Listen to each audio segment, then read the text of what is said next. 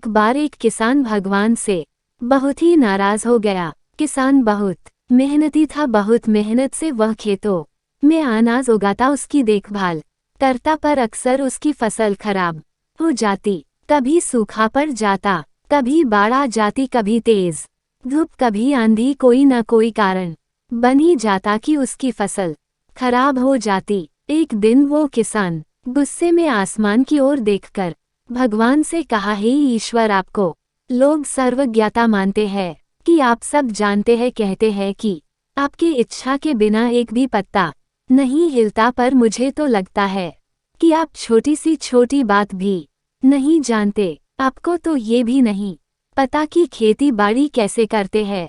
अगर आप जानते होते तो हर समय जो बाढ़, आंधी और तूफान आते हैं वो कभी नहीं आते। आप नहीं जानते कि कितना नुकसान उठाना पड़ता है हम किसानों को। यदि आप मेरे हाथ में ये शक्ति दे कि जैसा मैं चाहूँ वैसा मैं मौसम कर दूं, फिर आप देखना मैं अन्न के भंडार लगा दूंगा। भगवान इस किसान के तीखे वाक्य सुनकर मुस्कुरा रहे थे और वह किसान के सामने प्रकट होकर बोले, मैं आज से तुझे ये शक्ति देता हूँ कि तुम अपने खेतों पर तुम्हारी जैसी इच्छा हो तुम वैसा मौसम कर दोगे। मैं बिल्कुल भी दखल नहीं दूंगा, तुम्हारी इच्छा से सब कुछ होगा। किसान बहुत खुश हो गया। किसान ने गेहूं की फसल अपनी खेतों में बोई। जब उसे लगा कि खेतों को धूप चाहिए तो खेतों को धूप मिले, जब पानी बरसना चाहिए तभी पानी बरसा। आंधी, तूफान, बाढ़, कुछ भी उसने अपने खेतों पर आने नहीं दिया। किसान के खेत में इस वर्ष ऐसी फसल हुई जैसी कभी नहीं हुई थी।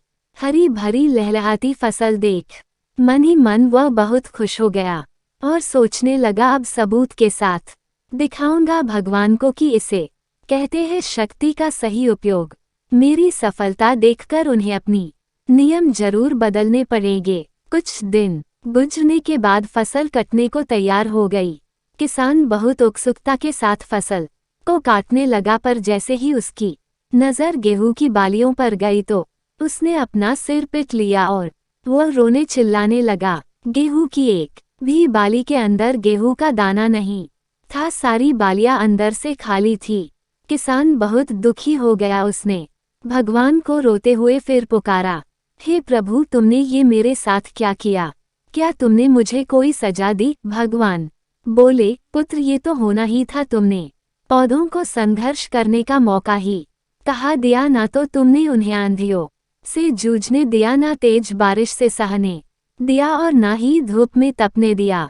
एक भी चुनौती का सामना तुमने उन्हें नहीं करने दिया, इसीलिए सारे पौधे अंदर से खोखले रह गए। जब आंधी, तूफान, तेज बारिश और धूप पड़ती है तभी ये पौधा अपने अस्तित्व को बचाने के लिए संघर्ष करते हैं और इसी संघर्ष से एक बल पैदा होता है जिसमें शक्ति होती है, ऊर्जा होती है, और यही ऊर्जा पूर्ति तेरे गेहूं के दानों की तरह जो नहीं फूटी, तूने उन्हें कठिन परिस्थितियों से गुजरने ही नहीं दिया जहां उनके अस्तित्व का जन्म होता। सारे बालियां इसलिए खाली है, इसमें एक भी गेहूं का दाना इसलिए नहीं है क्योंकि तुमने अपने पौधों को संघर्ष कराया ही नहीं।